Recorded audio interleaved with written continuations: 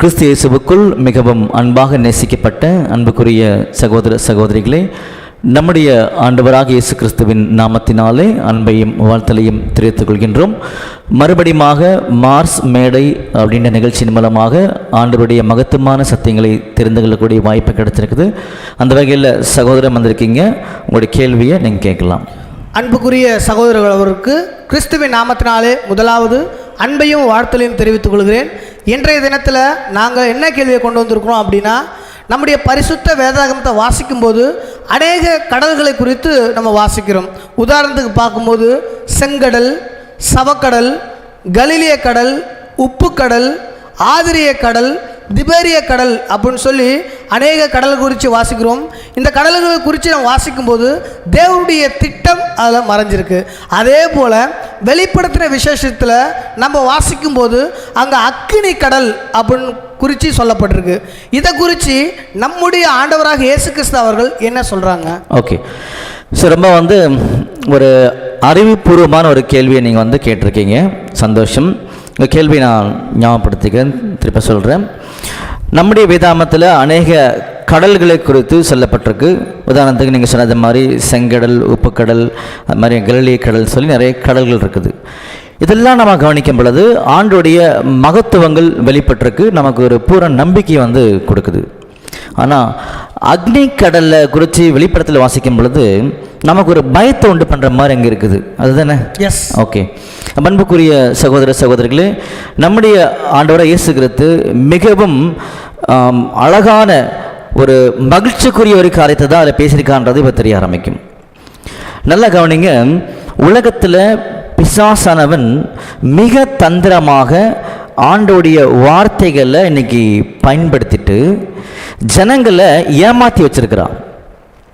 அதனால தான் அநேக கிறிஸ்தவர்கள் மிக மிக அறியாமையில் பார்த்தீங்கன்னா இதெல்லாம் நம்பிட்டு இருக்கிறாங்க. நல்லா படித்தவங்க கூட பார்த்தீங்கன்னா, அறிவு இருக்கிறவங்க கூட பார்த்தீங்கன்னா இதை புரிஞ்சுக்க முயற்சி பண்ணுறதில்ல. எல்லாருமே ஒரே பயத்தில் இருக்கிறாங்க. என்ன பயம்னா இந்த அக்னி கடல் தான் பயம். பயமுறுத்தி வைக்கப்பட்டிருக்கிறார்கள் தான் உண்மை. எப்படியெல்லாம் சரி பார்த்தீங்கன்னா, உதாரணத்துக்கு ப்ராக்டிக்கலாக கவனிக்கலாமே. நீங்கள் சபைக்கு ஒழுங்காக வரல அப்படின்னா இந்த அக்னி கடலில் போட்டுருவாங்க. அடிப்படை. எஸ். தசம்பாகம் கொடுக்கலாம், காணிக்கை கொடுக்கலன்னா, இந்த மாதிரி சின்ன சின்ன காரியங்களுக்கெல்லாம் பார்த்தீங்கன்னா இதெல்லாம் பயன்படுத்தப்படுது, இந்த வார்த்தை பயன்படுத்தப்படுது. இப்படியாக ஜனங்கள் இதை கேட்கும்போது ஒரு பயம் வந்தது. இல்லை ஆண்டவருக்கு நாங்கள் கீழ்ப்படினோம், இல்லை அங்கே கொண்டு போய் போட்டுருவார் அப்படின்னு சொல்லி பயந்துருக்கிறாங்க. நிறைய காணிக்கை தசம்பாகம் கொடுக்குறாங்க. உங்களுக்கு நல்லாவே தெரியும், இன்றைய காலப்பகுதியில் காணிக்கையும் தசம்பாகம் கிடையாது. அது பிசாசுடைய உபதேசம். இன்னைக்கு அது விட்டுடலாம். அப்போது இந்த பயத்துக்கு காரணம் என்ன அப்படின்னு சொல்லி பார்க்கும் பொழுது வேதம் வாசிக்காதது தான் காரணம். அப்போ நாங்களும் வேதம் வாசிக்கலையா அப்படின்னு நீங்கள் கேட்டிங்கன்னா அப்படி இல்லை. நம்முடைய ஆண்டவராக இயேசு கிறிஸ்து வேதத்தை வாசிக்க சொன்ன முறைமையின்படி படிக்கலை. அதனால தான் எல்லா கிறிஸ்தவர்களும் அநேக சபைகளுக்குரிய அன்புக்குரிய ஆண்டோடைய பிள்ளைகள் பயந்துட்டு இருக்கிறாங்க இந்த வார்த்தைகளை கேட்டுட்டு. நம்முடைய தேவன் சமாதானத்தின் தேவன். வேதம் என்னுடைய மன மகிழ்ச்சின்னு சொல்லி அங்கே காமிக்கப்பட்டிருக்குது. வேதத்தை படிக்கும்போது நமக்கு நம்பிக்கைகள், சந்தோஷம், சமாதானம், மகிழ்ச்சி வரணுமே தவிர பயம் வரக்கூடாது. பயம்ன்றது எப்படி இருக்கணும்னா ஒரு மரியாதையாக இருக்கணும். புரிஞ்சுங்களா? அது நம்மக்கிட்ட அநேகர்கிட்ட காணப்படலை சபைகளில். அப்போ இதோட உண்மை என்னன்னு சொல்லி நம்ம பார்க்க போகிறோம். சரிங்களா? அப்போது இந்த அக்னி கடல் அப்படின்னு சொல்லி அங்கே போட்டிருக்கு. வெளிப்படுத்தின விசேஷத்தில் 5 இடங்களில் இந்த வார்த்தை வந்திருக்குது. உதாரணத்துக்கு பார்த்தீங்கன்னா வெளிப்படுத்தின விசேஷத்தில் 19ஆம் அதிகாரத்தில் 20ஆம் வசனம். சரிங்களா? வெளிப்படுத்தின விசேஷம் 20ஆம் அதிகாரம் 10ஆம் வசனம், 14ஆம் வசனம், 15ஆம் வசனம். இப்படி 4 இடங்கள் இங்கே வந்துருச்சா. 5ஆவது இடம் பார்த்தீங்கன்னா வெளிப்படுத்தின விசேஷத்தில் 21ஆம் அதிகாரம் 8ஆம் வசனம். இப்படி 5 இடங்களில் இந்த அக்னி கடல்ன்ற ஒரு வார்த்தை வந்திருக்குது. சரிங்களா? இதோடைய பின்பகுதி பேக்ரவுண்ட் என்ன அப்படின்னு நீங்கள் நல்லா புரிஞ்சுக்கணும். புரிஞ்சிக்கும் போது புதிய ஏற்பாட்டில் வெளிப்படுத்தின விஷயத்துக்கு முன்னாடி இருக்கக்கூடிய அந்த புஸ்தகங்களில் பார்த்தீங்கன்னா நம்முடைய ஆண்டவர் 12 இடங்களில் ஒரு அருமையான ஒரு கிரீக் வார்த்தையை பயன்படுத்தியிருக்கார். கெஹன்னா அப்படின்ற ஒரு கிரீக் வார்த்தை பயன்படுத்தப்பட்டிருக்கும். சரிங்களா? ஓகே. 12 இடங்களில் பயன்படுத்தப்பட்டிருக்கும்.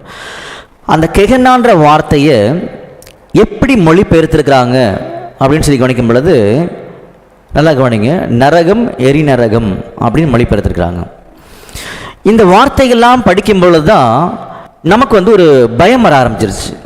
நமக்கு இல்லை, உலகத்தில் கூட கிறிஸ்தவ மக்களுக்கு பயம் வர ஆரம்பிச்சிருச்சு. சரிங்களா?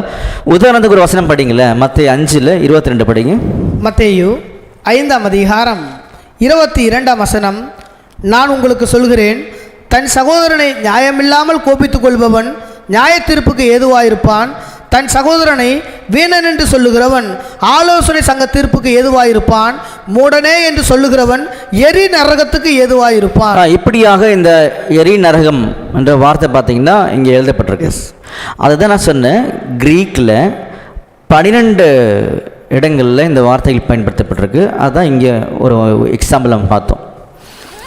அப்போது இதோடைய பேக்ரவுண்ட் என்னன்னு சொல்லி கவனிக்கும் பொழுது தான், எதோடைய பேக்ரவுண்டு, இந்த கிரீக் வார்த்தையாகிய கெஹன்னா, இதோடைய பேக்ரவுண்ட் பின்பகுதி என்னன்னு சொல்லி கவனிக்கும் பொழுது தான் இது பழைய ஏற்பாட்டு புஸ்தகத்திலிருந்து எடுக்கப்பட்ட ஒரு வார்த்தையாக காணப்படுது. அங்கே என்ன வார்த்தையை பயன்படுத்தியிருக்காங்க ஓல்ட் டெஸ்டமெண்ட்டில் அப்படின்னு சொல்லி பார்த்தீங்கன்னா, கெஹன்னா அப்படின்ற புதிய ஏற்பாட்டு வார்த்தை தான் அங்கே வந்து கெஹின்னோம். கெஹனானது புதிய ஏற்பாட்டில், பழைய ஏற்பாட்டில் கெஹின்னோம் அப்படின்னு சொல்லி வரும். என்ன அர்த்தம் அப்படின்னு பார்த்தீங்கன்னா, தமிழில் வரும்பொழுது இன்னோம் பள்ளத்தாக்கு அல்லது இன்னோம் குமார்களுடைய பள்ளத்தாக்கு அப்படின்னு சொல்லி வசனங்களே காமிக்கப்பட்டிருக்கு நமக்கு. அப்போ இப்போ நம்ம சொன்ன ஒரு விளக்கம் சரிதானா பார்த்தீங்கன்னா, ஆமாம், வசனத்தில் அப்படி தான் காமிக்கப்பட்டிருக்கு. பாருங்கள், 2 நாளாகமத்தில் 28ஆம் அதிகாரம் 3ஆம் வசனம் வாசிங்க. 2 நாளாகமம் 28ஆம் அதிகாரம் 3ஆம் வசனம்.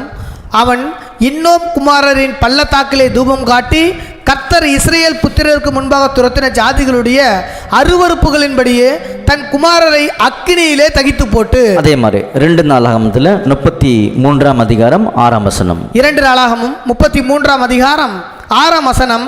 அவன் இன்னொன் குமாரரின் பள்ளத்தாக்கிலே தன் குமாரரை தீமிதிக்க பண்ணி நாளும் நிமித்தமும் பார்த்து பிள்ளை சுனியங்களை அனுசரித்து அஞ்சனம் பார்க்கிறவர்களையும் குறி சொல்லுகிறவர்களையும் வைத்து கர்த்தருக்கு கோபம் உண்டாக அவர் பார்வைக்கு மிகுதியும் பொல்லாப்பானதை செய்தான். ஓகே, இந்த மாதிரி பழைய ஏற்பாட்டு புஸ்தகத்தில் அநேக இடங்களில் இந்த வார்த்தை வந்து பயன்படுத்தப்பட்டிருக்கு. எந்த வார்த்தை? கெஹின்னோம் அப்படின்ற வார்த்தை. புரிஞ்சுங்களா? இந்த கெஹின்னோம்ன்ற வார்த்தையை தான் புதிய ஏற்பாட்டில் வரும்பொழுது கெஹன்னா அப்படின்னு வந்திருக்குது. இப்போ நம்ம என்ன கண்டுபிடிக்கணும் அப்படின்னா, இந்த இன்னோம் குமாருடைய பள்ளத்தாக்கில் என்ன நடக்கும் அப்படின்னு நம்ம ஆல்ரெடி வாசித்தோம். அங்கே வந்து தீக்கடக்கம் பண்ணுவாங்க அப்படின்னு சொல்லி நம்ம வாசித்தோம். புரிஞ்சுங்களா?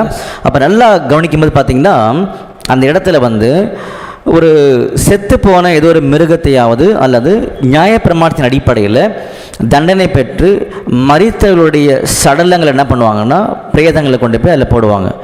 எதுக்காக போடுறாங்க அப்படின்னு கேட்டிங்கன்னா, அங்கே என்ன போடப்படுதோ அது கம்ப்ளீட்டாக முற்றிலுமாக அழியணும், அதுக்காக தான் அங்கே கொண்டு போய் போடுறாங்க. புரிஞ்சுங்களா? அப்படி போடப்படும் பொழுது அதை அழியணும்னா என்ன செய்வாங்கன்னு சொல்லி கவனிக்கும் பொழுது தான் அங்கே கந்தகத்தையும் அக்னியும் போடுவாங்க. இதை குறித்து கூட பார்த்தீங்கன்னா நம்முடைய ஏசாயா தீர்க்கதரிசி மிக அருமையாக நமக்கு ஒரு சாட்சி கொடுக்குறார். பாருங்க, ஏசாயாவில் 66ஆம் அதிகாரம் 24ஆம் வசனம். ஏசாயா 66ஆம் அதிகாரம் 24ஆம் வசனம். அவர்கள் வெளியே போய் எனக்கு விரோதமாய் பாதகம் செய்த மனுஷருடைய பிரேதங்களை பார்ப்பார்கள்.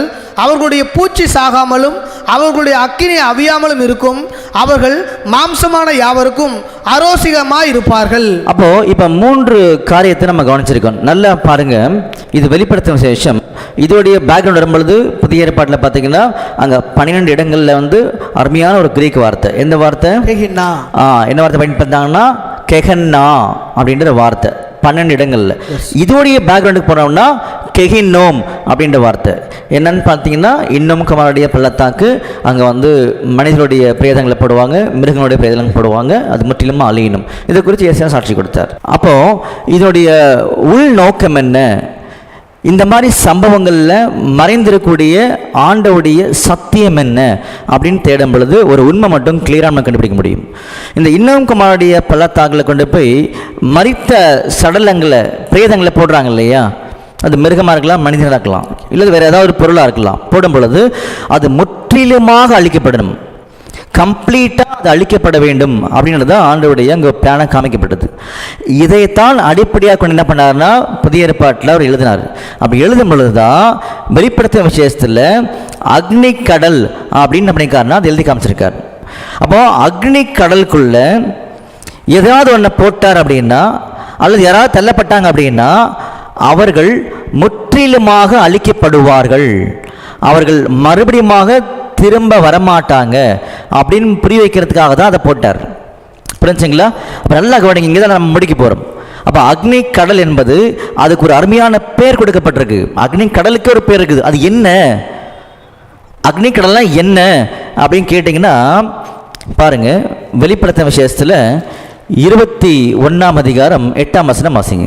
வெளிப்படுத்தின விசேஷம் 21ஆம் அதிகாரம் 8ஆம் வசனம்.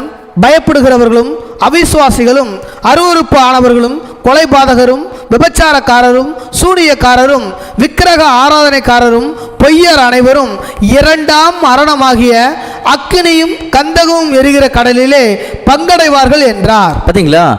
2ஆம் மரணமாகிய அக்னியும் கந்தகம் எரியக்கூடிய கடலிலே பங்கடைவார்கள். அப்போ இந்த அக்னி கடலை என்னன்னு சொல்றாருன்னா 2வது மரணம் அப்படின்னு சொல்லி அங்கே சொல்றாரு. நல்லா புரிஞ்சுக்கோங்க. நீங்கள் ஏற்கனவே சொன்னது மாதிரி செங்கடல், உப்புக்கடல், கல்லிய கடல், அந்த மாதிரி இது கடல் கிடையாது. இது புரிஞ்சுங்களா? இது ஆண்டவர் கொடுக்கக்கூடிய ஒரு நியாய தீர்ப்பை அடையாளப்படுத்துது. எது? இந்த அக்னி கடல் என்பது சொல்லர்த்தமான கடல் அது இல்லை. இப்போ புரிஞ்சுங்களா உங்களுக்கு? அப்போ அந்த அக்னி கடல் என்பது ஆண்டவராக இயேசு கிறிஸ்துவின் மூலமாக கொடுக்கப்படக்கூடிய ஒரு அருமையான ஃபைனல் ஜட்ஜ்மெண்ட் வந்து என்ன பண்ணுதுன்னா அடையாளப்படுத்தி காமிக்குது. அதுக்குள்ள ஒருத்தங்க போறாங்க அல்லது தகுதி பெறுகிறார்கள் அப்படின்னு சொல்லி பார்த்தீங்கன்னா அவர்கள் மறுபடியும் என்ன பண்ண முடியாதுன்னா திரும்ப வரவே முடியாது, அவர்கள் முற்றிலுமாக அழிக்கப்படுவார்கள் அப்படின்ற ஒரு உண்மையை தான் இந்த அக்னி கடல் காமிக்கிறதே தவிர அவர்கள் சதா காலங்களும் பாதிக்கப்படுவார்கள் அங்கே போய் அப்படிலாம் கிடையாது. ஏன்னா இந்த பயத்துக்கு என்ன காரணம்னு சொல்லி பார்க்கும்போது, எந்த பயத்துக்கு? அந்த அக்னி கடலில் தள்ளப்பட்ட உடனே சதாகாலம் பாதிக்கப்படுவார்கள் சொல்லும்போது ஒரு பயம் வருது இல்லையா? அதுக்கு வேதத்துடைய ஒரு புரிந்து கொள்ளுதல் இல்லாதான் காரணமாக இருக்குது. உதாரணத்துக்கு பாருங்கள், அதில் வெளிப்படுத்தின விசேஷத்தில் 20ஆம் அதிகாரம் 10ஆம் வசனம் வாசிங்க. வெளிப்படுத்தின விசேஷம் 20ஆம் அதிகாரம் 10ஆம் வசனம். மேலும் அவர்களை மோசம் போக்கின பிசாசானவன் மிருகமும் கள்ளத்திற்கு தரிசியுமாய் இருக்கிற இடமாகிய அக்னியும் கந்தகவுமான கடலிலே தள்ளப்பட்டான். அவர்கள் இரவும் பகலும் சதா காலங்களிலும் வாதிக்கப்படுவார்கள். பாருங்க, 1000 ஆண்டு அரசாட்சியினுடைய வந்து முடிவு பகுதியில் முடிஞ்ச உடனே பிசாசானவன் வந்து காவலிருந்து விடுதலை ஆவான். அவனும் அவன் கூட்டத்தார் என்ன பண்ணுவாங்கன்னு சொல்லி கவனிக்கும் பொழுது ஜனங்களை மறுபடியும் மோசம் போக்குவாங்க. அப்படி மோசம் போகின உடனே தேவன் என்ன பண்ணுவார்னு சொல்லி கவனிக்கும் பொழுது பிசாசு அவனுடைய கூட்டத்தார் அவன் யார் யாரெல்லாம் மோசம் போக்குறானோ அவங்க எல்லாரையும் சேர்த்து என்ன பண்ணுவார்னா இந்த அக்னியும் கந்தகம் எறியக்கூடிய கடலில் கொண்டு போய் போட்டுருவார். என்ன அர்த்தம்னா அவர்கள் முற்றிலுமாக அழிக்கப்படுவார்கள். அவங்க சதாகாலம் போட்டு வாட்ட மாட்டார். அந்த வாட்டுவார்ன்ற அர்த்தத்தை தார புரிஞ்சு வச்சுருக்காங்க. எப்படி அப்படின்னு கேட்டிங்கன்னா பாருங்கள், ஒரு உதாரணம் சொல்கிறேன். ஏசாயாவில் 34ஆம் அதிகாரம் 10ஆம் வசனம் வாசிங்க. ஏசாயா 34ஆம் அதிகாரம் 10ஆம் வசனம். இரவும் பகலும் அது அவியாது, அதன் புகை என்றென்றைக்கும் எழும்பும், தலைமுறை தலைமுறையாக அது பாழாயிருக்கும், சதா காலமாக அதை ஒருவரும் கடந்து போவதில்லை. பாருங்க அன்புக்குரிய சகோதர சகோதரிகளே, சகோதரர் நல்லா கவனிக்கும் போது இந்த ஏசாயா 34ஆம் அதிகாரம் 10ஆம் வசனத்தில் பார்த்தீங்கன்னா ஏதோமுக்கு வரக்கூடிய நியாயத்தீர்ப்பு குறித்து அங்கே பேசிகிட்டு இருப்பார். அப்போ ஏதோமில் வந்து ஒரு தீக்குளத்துவன்னு சொல்லும்பொழுது அங்கே புகை வரும்னு சொல்லும்பொழுது சதா காலம் எரியுன்னு சொல்கிறார். இன்றைக்கி நீங்கள் ஏதோம் போய் பார்த்தீங்கன்னா அங்கே புகையும் நெருப்பும் வந்துட்டு இருக்குமானா இருக்காது. எஸ், என்ன அர்த்தத்தை சொல்லப்பட்டதுன்றதான் முதல்ல கவனிக்கணும். அப்போ அர்த்தம் என்னென்னா, உண்மை என்னென்னா அவர்களுக்கு வரக்கூடிய நியாயத்தீர்ப்பு பற்றி அதை பேசுது. அந்த மாதிரி தான் வெளிப்படுத்தல் 20ஆம் அதிகாரம் 10ஆம் வசனத்துலேயும் அந்த பிசாசானவனுக்கும் அவன் கூட்டத்தாருக்கும் யார் யாரெல்லாம் பிசாசு கூட போனாங்களோ அவங்களுக்கும் வரக்கூடிய நியாயத்தீர்ப்பு பற்றி அங்கே சொல்லப்படுதுன்றதை நாம் புரிஞ்சுக்கிறோம். அப்போது இந்த அக்னி கந்தகம் எரியக்கூடிய கடலானது ஃபைனல் ஜட்ஜ்மெண்ட் ஆகிய 2ஆம் மரணத்தை அடையாளப்படுத்துது. அதுக்கு ஒருத்தங்க தகுதி பெற்றாங்கன்னா அவர்கள் மறுபடியும் என்ன பண்ண முடியாதுன்னா வாழ்வடைய மாட்டார்கள், திரும்ப வரமாட்டாங்க, முற்றிலுமாக அழிக்கப்படுவார்கள் அப்படின்ற உண்மையை தான் பார்த்தீங்கன்னா அங்கே சொல்லி காமிக்குது. இதில் இன்னும் ஆச்சரியமான ஒரு காரியம் பார்த்தீங்கன்னா, மரணம் அப்படின்ற ஒரு தண்டனை இருக்கு இல்லையா, அது முதல்ல ஆதாம் கீழ்ப்படியாமக்குள்ள போகும் பொழுது அவர் நிமித்தமாக உலகத்துக்கு வந்த ஒரு தண்டனை தான் மரணம் சொல்லக்கூடிய ஒரு தண்டனை. அதுதான் முதலாம் மரணம். புரிஞ்சுங்களா? அந்த முதலாம் மரணத்துக்குள்ள ஒருத்தர் தகுதி பெற்றார் அப்படின்னா எல்லாருமே தகுதி பெற்றாங்க. அந்த தகுதியை ஏற்படுத்தி கொடுத்ததே ஆதாம் தான். எல்லாரும் தகுதி பெற்றாங்க. ஆனால் அந்த முதலாம் மரணத்துக்குள்ள போகிறவங்கலாம் வெளியே வந்துடுவாங்க. ஆனால் ரெண்டாம் மரணத்தில் போகிறவங்கலாம் வரவே முடியாது. ஏன்னா அது அக்னி கடல்னு சொல்லி அடையாளப்படுத்தப்பட்டிருக்கு இல்லையா? அப்போது இந்த ரெண்டாம் மரணத்துக்கு ஒருத்தங்க போகிறாங்க அப்படின்னா அவர்கள் மறுபடியும் திரும்ப வரமாட்டார்கள். அப்போது தேவன் கொடுத்த அந்த நியாய தீர்ப்பாகிய சில காரியங்கள் இருக்குது. மரணம் செல்லக்கூடிய ஒரு நியாய தீர்ப்பு இருக்குது. அதனால் பார்த்திங்கன்னா இந்த நரகம் பாதாளம்ன்ற வார்த்தையெல்லாம் வேதாந்தத்தில் காமிக்கப்படும் பொழுது அது எல்லாமே இந்த மரண நிலையை தான் அடையாளப்படுத்தி காமிக்குது. அப்போது இந்த மாதிரி இருக்கக்கூடிய நியாய தீர்ப்பெல்லாம் கூட இனிமேட்டு இல்லவே இல்லை அப்படின்ற ஒரு உண்மையை கூட பார்த்தீங்கன்னா நம்முடைய ஆண்டு என்ன பண்ணுறாருன்னா அங்கே சொல்ல வர்றாரு பாருங்கள். வெளிப்படுத்தின விசேஷத்தில் 20ஆம் அதிகாரத்தில் 14 படிங்க. வெளிப்படுத்தின விசேஷம் 20ஆம் அதிகாரம் 14ஆம் வசனம். அப்பொழுது மரணமும் பாதாளமும் அக்னி கடலிலே தள்ளப்பட்டன. பார்த்தீங்களா? மரணமும் பாதாளமும் அக்னி கடலிலே தள்ளப்பட்டன. இதை நீங்கள் ஆங்கிலத்தில் வாசிச்சிங்க அப்படின்னா டெத் அண்ட் ஹெல் அப்படின்னு இருக்கும். புரிஞ்சுங்களா? அப்போது இந்த மரணம் சொல்லக்கூடிய ஒரு நியாயத்திருப்பும் இந்த நரகம் சொல்லக்கூடிய ஒரு நியாயத்திருப்பும். இங்கே நரகன்றது உலகத்தில் கிறிஸ்தவர்கள் நினச்சிட்டு இருக்க மாதிரி நெருப்பில் போட்டு வாதிக்கூடிய இடம் கிடையாது. நரகம்ன்றது ஒரு ஜட்ஜ்மெண்ட், அதுவும் மரணத்தை தான் அடையாளப்படுத்துது. மரணத்துடைய இன்னொரு வார்த்தை தான் இங்கே நரகன்ற வார்த்தை பயன்படுத்துகிறாங்கிறது ஏற்கனவே நாங்கள் பாடம் எடுத்துருக்கோம், நீங்கள் கேட்டு பார்க்கலாம். அப்போது இப்படிப்பட்ட நியாய தீர்ப்புகளே இனிமேட்டு இல்லை. பாருங்க, ஜனங்கள் இப்படிப்பட்ட நியாய தீர்ப்புகளே இனிமேட்டு போக மாட்டாங்கன்னு சொல்ல வர்றார்.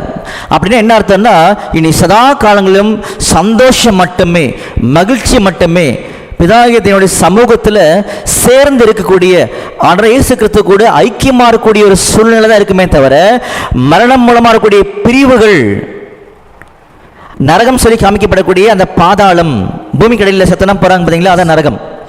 அந்த மாதிரி ஒரு பிரிவினைகளோ ஒரு சங்கடங்களோ ஒரு வேதனைகளோ இனிமேல் இல்லவே இல்லை. அப்படிப்பட்ட ஒரு நியாய தீர்ப்பை கொண்டு போய் நான் எங்கே போட்டுறேன்? அக்னி கடலில் போட்டுறேன். அக்னி கடலில் ஏதாவது ஒன்று போட்டார்னா அது முடிந்து விட்டது அப்படின்னு அர்த்தம்.